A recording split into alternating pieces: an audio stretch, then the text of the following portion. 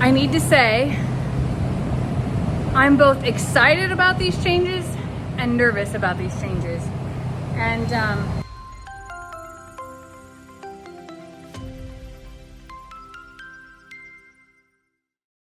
well, hey y'all.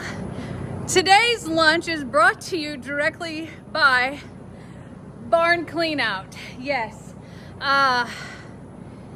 It's actually not miserably hot, and I have a little bit over an hour before my next call.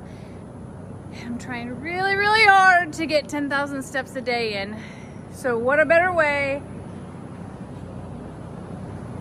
than this charade right here.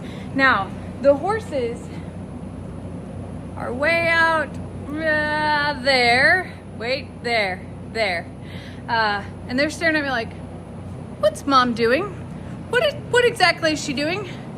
I also refilled the fly spray. I don't mean to brag, but I was thoughtful this time. I brought the refilled fly spray, and well, we're gonna get this party bus rolling. So,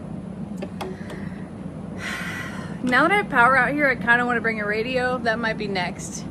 Like a radio that we just always keep on in the barn. Have you heard of, I'm gonna set you down. Where can I set you down?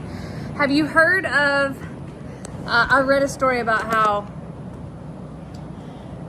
this lady's dad had the same radio playing on the same station for her whole entire life out in his barn or his garage, his little shop, his workshop, I think. And that it was plugged in and it stayed on 24/7, and it was just like sort of normal. And after he passed and they had to sell the place, that she saved that radio and took it home and started to just keep it on in her house and to play the same thing to remind her of her dad.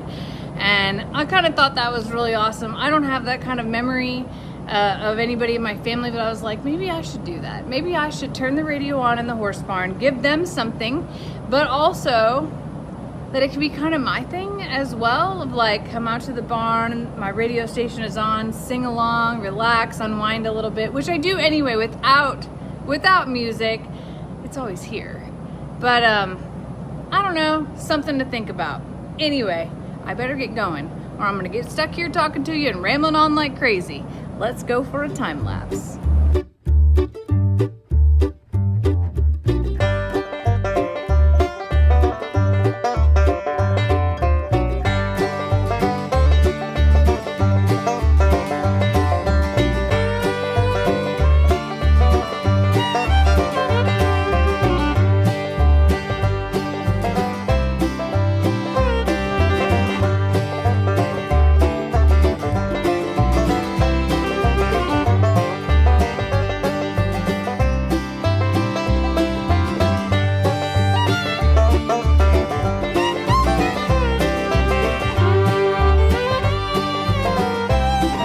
White Kitty, what do you think? It's not perfect. It's good for a barn. That's all just overflow hay and there's no mess in it. I got the big stuff cleaned out, but I do think that tomorrow I will consider pressure washing. I'm gonna empty out this water, but that wasn't bad. The thing that was bad is that my babies walked right by me because Lester pulled up at the house, and I was like, he's not gonna feed you this early. But they thought just maybe that might happen, so they bypassed me. Storm! She's like, I can't hear you, waiting for dinner. It's too early for dinner, baby, it's too early. She's like, well, some days it rains and we get to eat early, and she's right.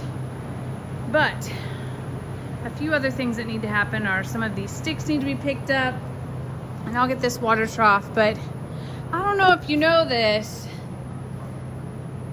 there may be some upcoming changes that are going to happen, and I want this to be as easy, breezy, beautiful as possible, and this is not a CoverGirl commercial. I need to say, I'm both excited about these changes and nervous about these changes. And I've gone back and forth with this like roughly 100 times. And I'm not going to be settled or at peace until I try it. I know that some of you think that it's the worst decision ever, but I'm going to ask you that you trust Lester and I in this process, and that you trust our judgment, and just trust also that if it's not working out, that it can always go back to the way it was. But there's a piece of me that must try. So tomorrow, or today when you're watching this,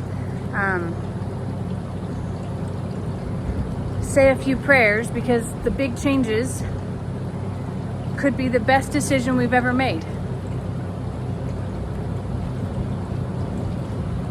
Time will tell. But the barn's clean. I'm gonna work on the pasture. The water trough is refilling. White kitty is at my side. Oh, here. White kitty, where are you going? Sweetie. She's the official barn keep out here. And I just have to point out that the grass is growing beautifully, and that I've tried my best to mitigate the weed situation and to really get that down. That the pond is full.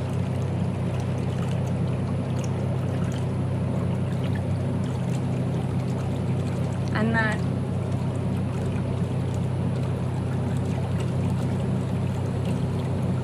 I'm just gonna say it, that I'm right here. The majority of my days, I'm right here. And that my herd is comfortable with who they are. They're safe, they're sane, they're sound. And that never once have they not been a welcoming crew. They respect me, and that they're at peace. And the change that is to come will hopefully slide right into place. It won't be disruptive for long. And that everybody will be able to just be at peace. That's what I hope for. Summers in Texas are hot. Arthritis is awful. And this pond offers something that the JL North doesn't. And I wouldn't forgive myself if I didn't try this and at least provide the offering. And then hopefully one day, hi sweetie, hopefully one day we'll dig a new pond at the JL North and the whole gang can be together in one spot. But for now, we're gonna try this. It will allow us to spend more individual time with the three that are at JL North. It'll allow me to pay closer attention to some of the special needs that we have going on. And there's something that I haven't talked about. I believe that my Prim is the third wheel here. And I'm hoping that she and Val can form a connection. I'm hoping that Talus can have fun with Buc-ee's.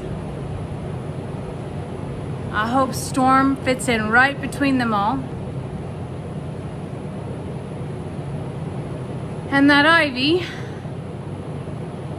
remains the leader. You heard me right. The leader of this current herd is Ivy. A pony. A ponky, if you will.